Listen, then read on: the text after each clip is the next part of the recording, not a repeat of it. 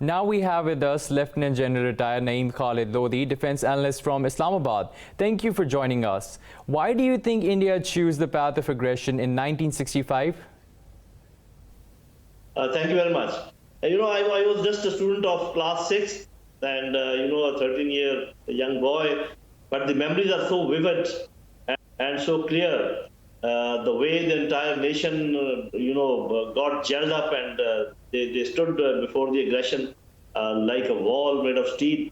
Why did India, opted for this aggression is very well understood. It is a part of the history. Actually, it all started once, there was some little uprising in Kashmir because of some event. And because in those times it used to be ceasefire line and not, line of control. So it was not sacrosanct. So some of our, soldiers, they went to help the Kashmiris across in Kashmir.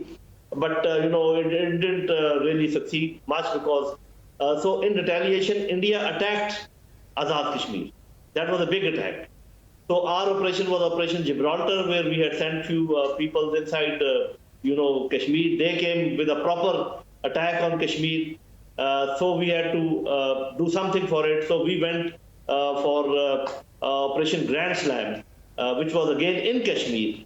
So these things were happening within Kashmir. But once India saw that they will not be able to contain the this battle and this war within Kashmir, and they were losing it. So they decided to cross international border. Actually, the war starts once you cross international border. That was 6th of September, night 5th September. So many of our youth, they don't understand. They say that we had started the war. My dears, that was a ceasefire line. It was not sacrosanct. Small attacks used to happen this way and that way. But this time, because they started losing once our forces were moving towards Cham Jodiya and towards Akhnur, which was all part of Kashmir. And that was the legitimate, you can say, battles. But then they started this crossing the ceasefire line. And they had made a very grand plan. And that grand plan was to capture Lahore, to capture Sialkot, and then go up to the junction of Wazirabad so that they can cut the railway line, they could cut the GT road. But all that in vain, we can talk later on. But you asked that why did they attack? This was the reason which I have just narrated to you. All right, General Lodhi, now how did Pakistan manage to defeat an army many times bigger and better equipped at that time?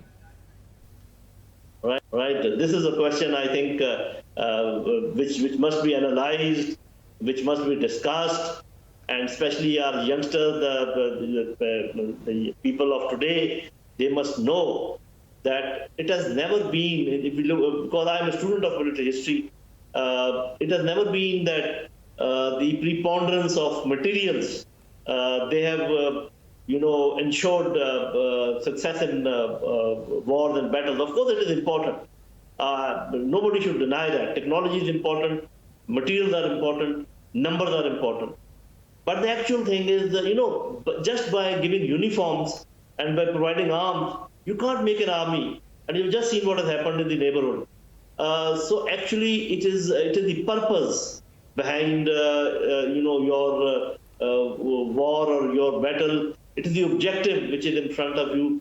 And above all, the spirit and the morale, which actually is the driving force, for such, whenever you go to war and you face the enemy. And especially in case of Muslims, their, concept of shahadat and the concept of jihad is so potent, that it can really overcome, many times bigger enemies and many times stronger in terms of material. So they had 3-4 times larger, 3 times at least larger army.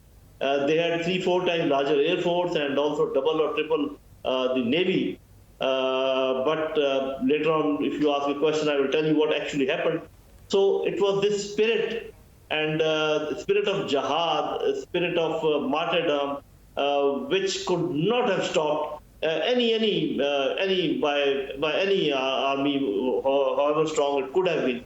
So if you ask me that why did we How did we manage this? So these are the things that by the grace of Allah, our army and our people of Pakistan still possess this spirit. So our enemies must know that what they are against. General Lodhi, what is the reason behind India's jingoistic mindset? Do you believe it is getting worse? Yes, I think it is more because of fear. Because if you see that, Sayyid Gilani Sahab died 2 days earlier. So it was a normal death, natural death of a 92, 93 years old man. Of course, he was a great leader. He had jailed all the Kashmiris under his leadership. But their fear was so big and, so deep-rooted, they didn't even allow the family to arrange for his burial the way it should have been, because he was a great leader. But in spite of all their efforts, his body was still wrapped in Pakistani flag and then buried. So this shows that they have some apprehension, and they have some fear in their mind and in their heart, and that is why I always say that they will not be able to sustain this onslaught of freedom fighters, the freedom struggle. It is just a matter of time. And now that once they also get inspired, whatever has happened elsewhere, I think it is just a matter of time. Very soon, Kashmir will get its freedom and they will join Pakistan, inshallah. We just have to count few years, a few months, nothing more than that. All right. Now, Indian news pundits say Pakistan's armed forces cannot hold India off after 24 hours of conventional war. Is there any truth to that?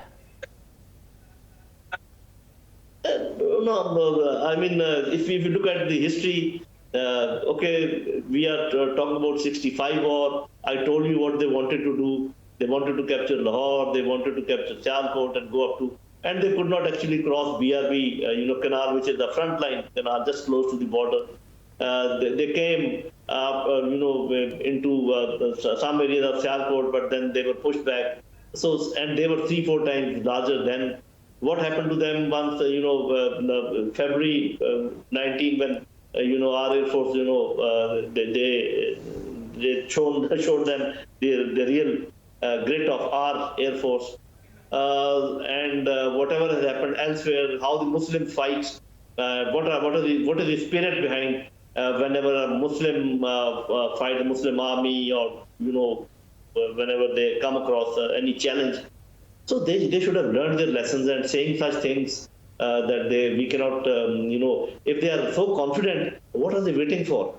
I mean, according to them, we are creating a lot of trouble for them, and according to them, of course, it is not true. So why are they waiting? Why don't they come and finish this thing in 24 hours? I'm one of those who's waiting, who's praying that they should do a mischief, and then let them see what comes in response. They will lose everything. Not only Kashmir, occupied Kashmir, I think they will lose large parts of India if they ever try to do anything of this sort. Right. Lieutenant General retired Naeem Khalid Lodhi, thank you for your time.